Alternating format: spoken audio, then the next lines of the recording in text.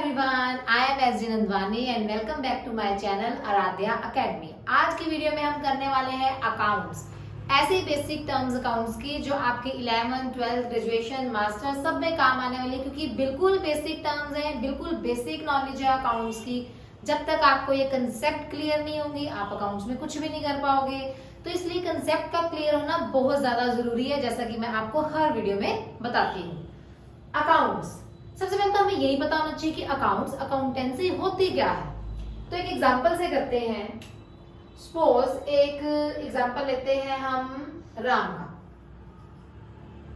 ये एक बिजनेस करता है। अब इसे बिजनेस करते हुए ऑलमोस्ट 1 ईयर हो चुका है। 1 ईयर कंप्लीट होने के बाद राम ने सोचा कि अब मैं देखूं तो सही कि मुझे पूरा साल कितना प्रॉफिट हुआ, क्या लॉस हुआ, क्या मैं अपने बिजनेस को कंटिन्यू कर सकता हूँ, क्या मैंने इतने पैसे कमाए कि मेरी कॉस्ट कवर हुई, क्या मैं लॉस में ही जाए जा रहा हूँ, क्या मैंने कुछ गुडविल कमाई। तो ये सब चीजें जानने के लिए वो कुछ रिकॉर्ड्स बनाता है, कुछ स्टेटमेंट्स लिखता है।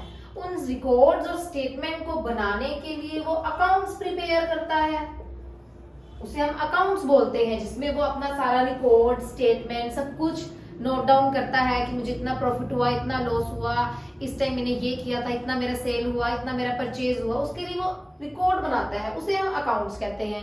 और अकाउंट्स ऐसे तो हम बना नहीं सकते, उसके लिए हमें कुछ बेसिक नॉलेज, गाइडलाइंस, प्रिंसिपल्स उनको फॉलो करना पड़ता है। उस प्रोसीजर को हम बोलते हैं अकाउंटेंसी। और अकाउंटेंसी करने के लिए हमें कुछ बेसिक टर्म्स की नॉलेज होना बहुत ज्यादा जरूरी है, जो कि हम आज की वीडियो में करने वाले हैं। तो इसे ध्यान से सुनिएगा और सारी कंसेप्ट क्लियर करना। तो पहला आता है हमारा ट्रांजैक्शन। जैसे मैंने अभी राम का एग्जांपल दिया कि ये बिजनेस करता है, सब रिकॉर्ड करता है। क्या रिकॉर्ड करता है कि कितनी सेल हुई, कितनी परचेज हुई, कितना दिया, कितना खरीदा, वो सारी रिकॉर्डिंग वो कर रहा है। जैसे हम घर में करते हैं ना कि हमारा इतना राशन आया, इतनी हमने अपने बच्चे की फी पे करी, सारा करते हैं। इसी तरह वो बिजनेस की सारी ट्रांजैक्शन कर रहा है कि मेरा इतना मैंने कमाया था, इतना मैंने इलेक्ट्रिसिटी बिल पे कर दिया, इतना मैंने ये कर दिया। उसे हम नाम देते हैं ट्रांजैक्शंस का। Daily day to day routine में जो वो काम कर रहा है, वो जो वो रिकॉर्ड करता है, उसे किस चीज का नाम देते हैं हम? ट्रांजैक्शंस। नेक्स्ट आता है कैपिटल। बिजनेस स्टार्ट करने से पहले ओनर के द्वारा जो पैसा इन्वेस्ट किया जा रहा है बिजनेस में, ओनर के द्वारा जो मनी इन्वेस्ट की जा रही है बिजनेस में, ओनर को हम प्रोप्राइटर भी बोलते हैं। प्रोप्राइटर जो मनी इन्वेस्ट करता है बिजनेस स्टार्ट करने से पहले, उसे हम किसका नाम देते हैं? कैपिटल का। नेक्स्ट आता है ड्रॉइंग्स। ड्रॉइंग्स करने से पहले मैं आपको बता दूं अकाउंट्स, जैसा कि हमने किया था कि वो कुछ स्टेटमेंट्स, कुछ रिकॉर्ड्स प्रिपेयर करता है, जिसे हम अकाउंट्स का नाम देते हैं। अब अकाउंट होता कैसा है? तो देखिए ये तो टी बन गया। इट मींस ये टी शेप में होता है। इसे हम 2 पार्ट्स में डिवाइडेड कर देते हैं। ये इस तरह जिसकी 2 साइड्स होती हैं वो आपका अकाउंट होता है। इसको LHS और RHS के नाम से जानते हो, जैसे मैथ्स में करते थे left hand side, right hand side. लेकिन इसमें हम left hand side, right hand side का यूज नहीं करेंगे। इसे हम डेबिट बोलते हैं, डेबिट साइड। इसे हम क्रेडिट साइड बोलते हैं, जिसे हम शॉर्ट फॉर्म DR.CR. इसे डेबिट और क्रेडिट के नाम से जाना जाता है। Debit side, credit side. Suppose एक एग्जांपल लेके चलते हैं। वैसे तो कुछ रूल्स होते हैं इनके, अकाउंट्स को बनाने के लिए रूल्स होते हैं कि डेबिट साइड क्या आएगा, क्रेडिट साइड क्या आएगा।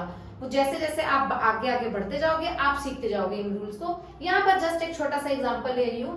सपोज यहाँ पर मैं सारी इनफ्लो वाली ट्रांजेक्शंस रिकॉर्ड कर रही हूँ और यहाँ पर सारी मैं आउटफ्लो वाली ट्रांजेक्शंस रिकॉर्ड कर रही हूँ। इनफ्लो मैंने कैश का आना, आउटफ्लो मैंने कैश का जाना। ये मैंने जस्ट एक एग्जांपल लिया।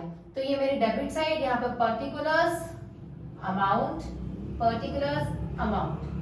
नीचे हम डबल लाइन लगाते हैं। डबल लाइन का मतलब होता है मैं अपने अकाउंट को क्लोज कर रही हूँ, ये लगाना जरूरी होता है। तो बेसिकली इस तरह का आपका एक अकाउंट का फॉर्मेट होता है। क्लियर?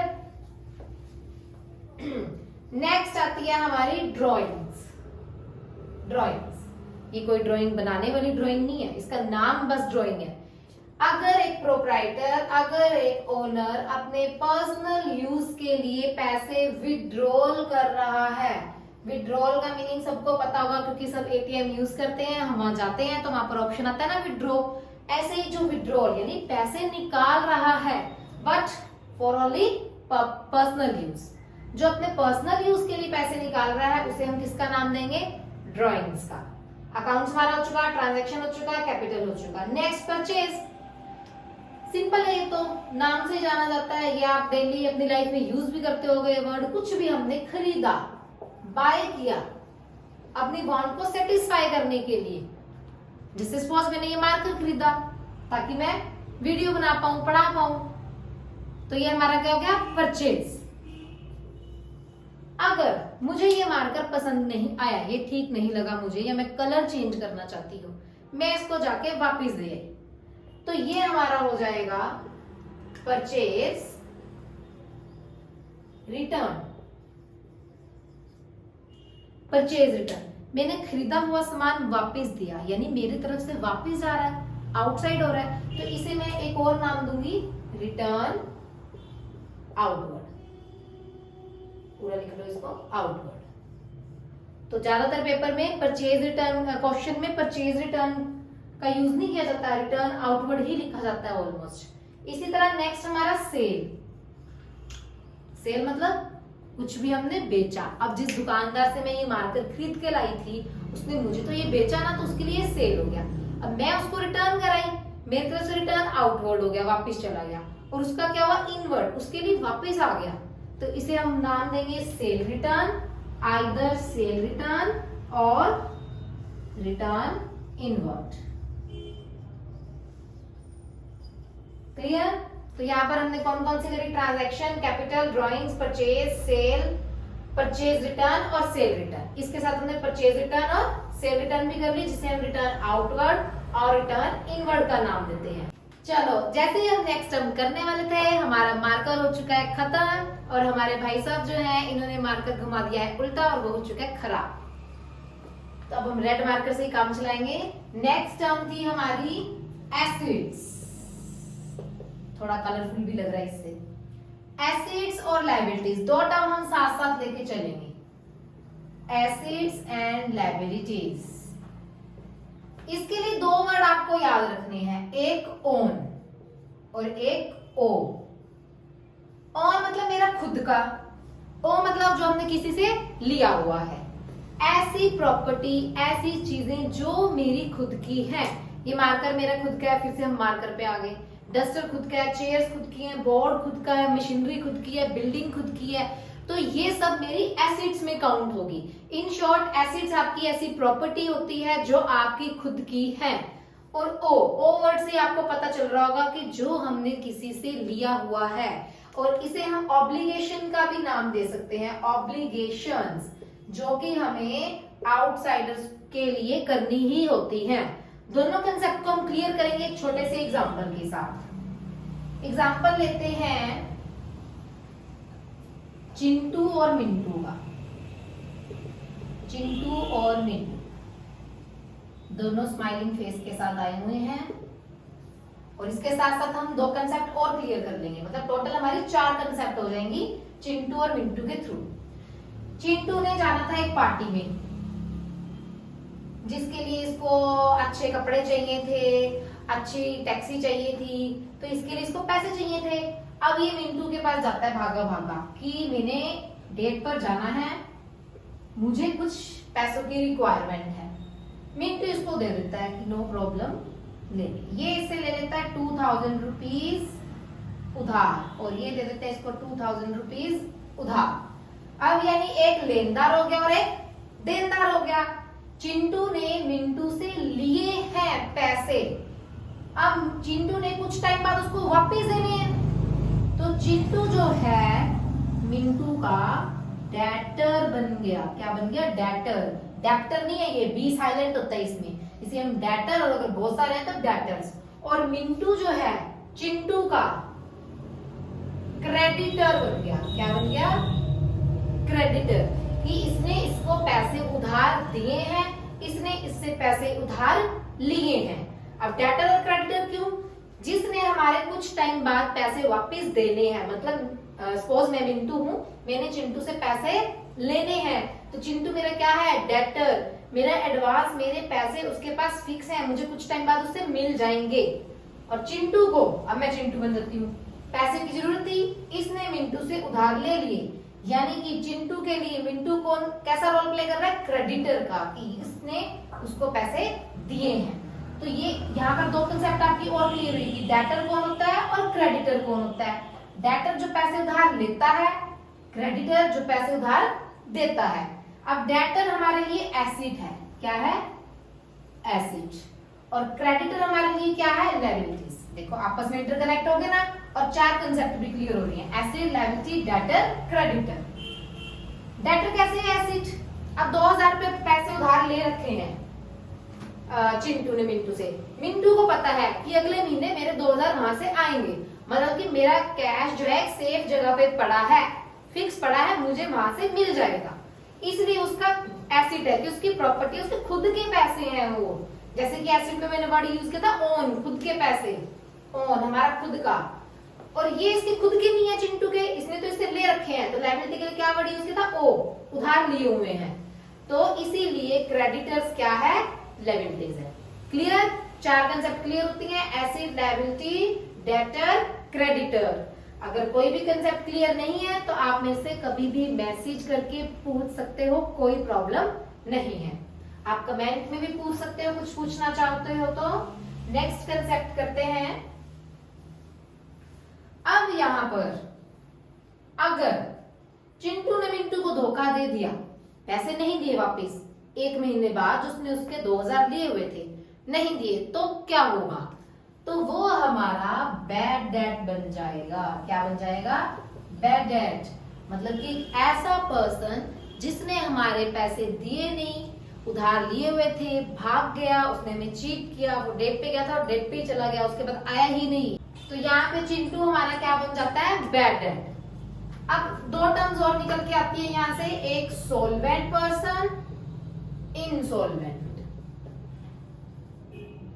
चिंटू का हमने एग्जांपल ये था कि ये बैड डेट बन गया, भाग गया, इसने पैसे दिए नहीं। अगर सपोज करो 2 साल बाद वापस आ जाता है, अपने आप ही इसको होश आ जाता है बैठे बैठे, ये इसको लगता है कि नहीं, इसकी ऑनेस्टी जाग जाती है कि नहीं वो मेरा फ्रेंड था, उसने एक टाइम पे मेरी हेल्प की थी, मुझे उसके पैसे वापस देने चाहिए। तो उसे हम तब क्या बोलेंगे जब ये पैसे वापस देने आएगा? कि मेरे बैड डेट्स रिकवर हो गए, बैड डेट्स रिकवर्ड बोलेंगे इसे। सोलवेंट और इनसोलवेंट, एक ऐसा पर्सन जो अपनी पेमेंट्स, अपना उधार सब कुछ टाइमली पे कर दे, तब तो वो सोलवेंट पर्सन कहलाएगा। एक ऐसा पर्सन जो अपना उधार कुछ भी, इवन अपनी पेमेंट, सैलरी, वेजेस अपने एम्प्लॉयज को कुछ भी पे कर ही नहीं पा रहा, तो वो एक इनसॉल्वेंट पर्सन कहलाएगा। और ये डिक्लेयर कर दिया जाएगा कि उसकी इंसॉल्वेंसी हो गई है, मतलब उसका दिवाला निकल गया है, वो कैपेबल ही नहीं है कुछ भी पे करने के लिए। क्लियर यहाँ पे? Solvent, insolvent, bad debts, debtors, creditors. अब हम क्या कर चुके हैं, एक बार हम रिकॉल करते हैं सारी टर्म्स। हम ट्रांजैक्शन की, हमने कैपिटल किया, ड्रॉइंग्स किया, अकाउंट्स किया, purchase, sale, purchase return, sale return, और इसके अलावा हमने क्या किया, डेटर्स किए, क्रेडिटर्स किए। अकाउंट्स टी शेप में बनता है, 2 साइड्स होती हैं। बैड डेट्स किया। अभी तक हम ये कर चुके हैं, लायबिलिटीज एंड एसेट्स भी कर चुके हैं। लायबिलिटी और एसेट की टाइप्स भी है बड़ी, तो साथ साथ बता देती हूँ। लायबिलिटीज जो हमारी खुद की नहीं है, एसेट्स जो हमारी खुद की है। 2 मेन जो आती है वो आता है करंट एंड नॉन करंट।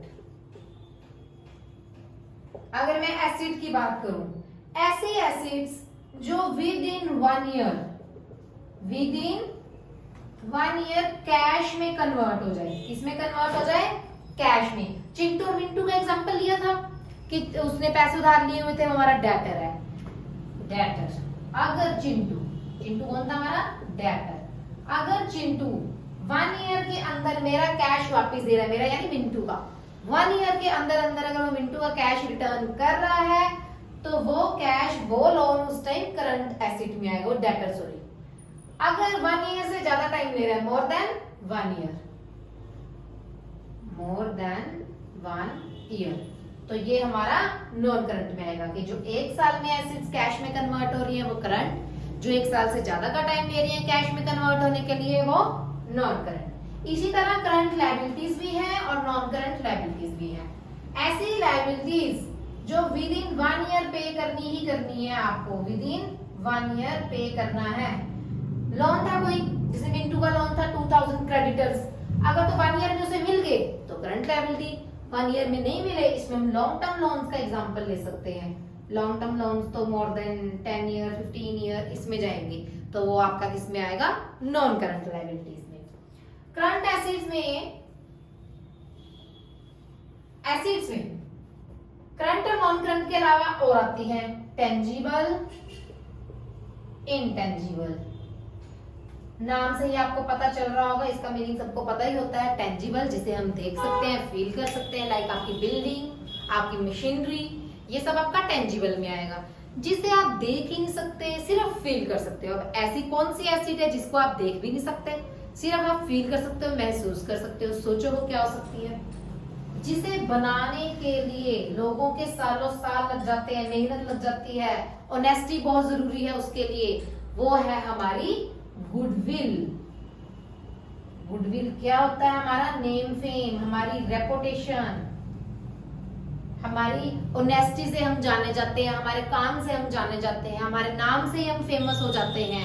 उसको बनाने के लिए भी बहुत टाइम लग जाता है। ये तो है नहीं आपने बिजनेस स्टार्ट किया और आपकी गुडविल बन गई, इसे बहुत सारे ईयर्स लग जाते हैं। तो ये गुडविल होती है, इसे हम इनटेंजिबल एसिड्स में काउंट करते हैं। एसिड में काउंट क्यों करते हैं, क्योंकि ये तो लॉन्ग टर्म है, लंबे टाइम से चलती आ रही है। अगर सपोज हम किसी को अगर अपना बिजनेस देंगे, उसके तो मजे हो गए, उसे तो चला चलाया बिजनेस मिल गया, उसे कोई मेहनत थोड़ी ना करनी पड़ी, और हमने तो मेहनत कर रखी है, हमने उसे चला चलाया बिजनेस दिया हुआ है, इसलिए एसिड में काउंट होता है। क्लियर।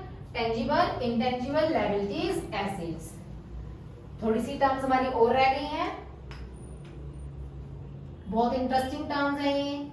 आई होप कोई बोर नहीं हो रहा होगा, सबको मजा आ रहा होगा। लाइव स्टॉक, कुछ एनिमल्स जो हमारे बिजनेस में यूज होते हैं उसे हम लाइव स्टॉक की कैटेगरी में लेते हैं। अब ऐसे कौन से एनिमल्स हैं जो आपके बिजनेस में यूज होते हैं? सबसे बेस्ट एग्जांपल आप डेयरी फार्मिंग का ले सकते हो, बफेलो, काऊ, हॉर्स का भी एग्जांपल ले सकते हो। तो ये आपके किस में आएंगे? लाइव स्टॉक में आएंगे।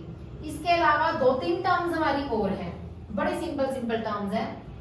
Profit, gain, loss. लॉस तो सबको पता ही है, लॉस हो गया, हमें इस साल हमें प्रॉफिट नहीं हुआ बिल्कुल भी। प्रॉफिट और गेन में क्या डिफरेंस है? प्रॉफिट और लॉस तो सबको पता है। इस साल बिजनेस में तो हमने बड़ा प्रॉफिट कमाया, हमारी सेल बड़ी अच्छी हुई, हमारे को इतना मार्जिन मिला, कॉस्ट कम पड़ी। इस बार हमें कॉस्ट ज्यादा लगी, सेल कम हुई तो लॉस हो गया, ये सब तो पता है। लेकिन गेन और प्रॉफिट में क्या डिफरेंस है? प्रॉफिट सिर्फ और सिर्फ बिजनेस ट्रांजैक्शन से रिलेटेड होता है कि इतनी सेल हुई, इतना प्रॉफिट हो गया, कॉस्ट कम लगी, कॉस्ट ज्यादा लगी, वो तो प्रॉफिट के अंदर आ जाएगा। गेन जो बिजनेस के अलावा दूसरी एक्टिविटी पे हो जाता है, उसे हम प्रॉफिट का नाम नहीं देते, उसे हम गेन का नाम देते हैं। सपोज मैंने बिल्डिंग बेच दी, खरीदी थी मैंने और मुझे अच्छा मिल रहा था इसका अमाउंट, तो मैंने बेच दी, तो वो मेरा बिजनेस पर्पस नहीं था, वैसे तो वैसे ही कर लिया मैंने ये काम, तो वो गेन के अंदर आएगा। अब जब नया सेशन स्टार्ट होता है कॉलेज और स्कूल्स वालों का, उनके पास बहुत ज्यादा क्वेश्चन पेपर्स, मतलब इन शॉर्ट उनके पास रद्दी बहुत ज्यादा पड़ी होती है, तो दे बेच देते हैं, वो गेन हो गया क्योंकि वो उनकी बिजनेस एक्टिविटी से रिलेटेड नहीं है। तो बिजनेस एक्टिविटी से जो रिलेटेड नहीं होगा और फिर भी उन्हें कुछ प्रॉफिट हो रहा है, तो वो प्रॉफिट नहीं कहलाएगा, वो गेन कहलाएगा। ऑलमोस्ट बच्चे प्रॉफिट और गेन में कंफ्यूज रहते हैं, तो इसमें कंफ्यूज नहीं रहना है। ये बिजनेस से रिलेटेड है और ये नॉन बिजनेस एक्टिविटी से रिलेटेड है। क्लियर? लॉस हो गया, प्रॉफिट हो गया, गेन हो गया। नेक्स्ट एक आता है हमारा इनकम, रेवेन्यू, एक्सपेंसेस, एक्सपेंडिचर। सबसे पहले एक्सपेंसेस और एक्सपेंडिचर का डिफरेंस करते हैं। देखो दोनों में से कौन सा भारी वर्ड है, मतलब बड़ा वर्ड है? एक्सपेंडिचर। छोटा वर्ड है एक्सपेंस। अब ऐसे ही आपको याद रखना है, छोटे खर्चे जो हो रहे हैं वो एक्सपेंस, बड़ा खर्चा जो हो रहा है वो एक्सपेंडिचर। जैसे कि इनके नाम में एक्सपेंडिचर बड़ा है तो मतलब बड़े खर्चे जो होते हैं वो अब हमने 50 लाख की बिल्डिंग खरीद ली, वो एक्सपेंडिचर। मैंने 500 रिपेयर्स पे खर्च कर दिए, रिपेयर एंड मेंटेनेंस पे, वो एक्सपेंस। तो क्लियर एक्सपेंस और एक्सपेंडिचर में difference, small amount, large amount. Income, revenue और एक्सपेंसेस। यहां पर हम एग्जांपल लेते हैं कि इस मंथ मैंने 5000 की सेल करी है। इस मंथ मैंने कितने सेल करी है? 5000 की। तो ये मेरा रिवेन्यू कहलाएगा। क्या कहलाएगा? रिवेन्यू। कि मैंने 5000 इस महीने रिसीव कर लिए। तो क्या वो मेरा प्रॉफिट है? नहीं, मैंने खर्चे भी तो किए हैं अभी, मुझे वो खर्चे भी तो निकालने हैं। सपोज करो एक्सपेंसेस है मेरे 1000, तो फिर मेरी इनकम कितनी होगी? इनकम हो जाएगा रिवेन्यू माइनस एक्सपेंसेस। 5000 माइनस 1000 यानी इनकम कितनी है मेरी? 4000। Clear? Clear? Income, revenue, expenditure, expenses. Next बढ़ते हैं deferred revenue expenditure. Deferred revenue expenditure, ऐसे खर्चे जिनको किया तो आपने आज है, लेकिन इनका बेनिफिट आने वाले आपको 3, 4 और 5 to 6 इयर्स तक मिलने वाला है, कुछ टाइम बाद मिलने वाला है। उसका सबसे बेस्ट एग्जांपल है एडवर्टीजमेंट। एडवर्टीजमेंट पे आपने आज खर्च किए, लेकिन आपको आज नहीं मिलेगा इसका बेनिफिट, आने वाले टाइम पे ही मिलेगा इसका बेनिफिट। लोग एडवर्टीजमेंट देखते तो आएंगे नहीं भागे भागे, कुछ टाइम तो लगेगा। तो ये आपका किसमें आता है? Deferred revenue expenditure. नेक्स्ट 3 ही छोटी सी हमारी और टर्म्स बचती हैं। टर्नओवर। टर्नओवर जो है वो सेल्स का अनदर नेम है। सेल्स को ही हम टर्नओवर बोलते हैं। कॉमर्स है तो इसमें कुछ लो वर्ड्स के, कुछ प्रोफेशनल वर्ड्स के यूज होते हैं, तो आप भी ट्राई किया करो राइटिंग में भी और बोलने में भी। Bill receivable and payable. अभी हमने एक कंसेप्ट की थी डेटर्स और क्रेडिटर्स की। अब क्रेडिटर जो है पैसे दे रहा है तो वो कुछ ना कुछ तो प्रूफ देगा और लेगा भी कि कल को मैं क्लेम कर सकूं। तो वो जो बिल काट के देता है क्रेडिटर, वो बिल पेएबल, और जो डेटर रिसीव करता है वो बिल रिसीवेबल। तो ये थी हमारी कुछ बेसिक टर्म्स अकाउंट से रिलेटेड, बिल्कुल बेसिक। जैसे कहते हैं ना बच्चा बड़ा होता है तो पहले वो एबीसी सीखता है, अल्फाबेट सीखता है। इसी तरह जब तक आप अकाउंट्स की बेसिक टर्म्स नहीं सीखोगे, ये अकाउंट्स के लिए एक एबीसी है, उसकी अल्फाबेट्स है, ये नहीं सीखोगे तब तक आप अकाउंट्स को आगे कंटिन्यू नहीं कर पाओगे।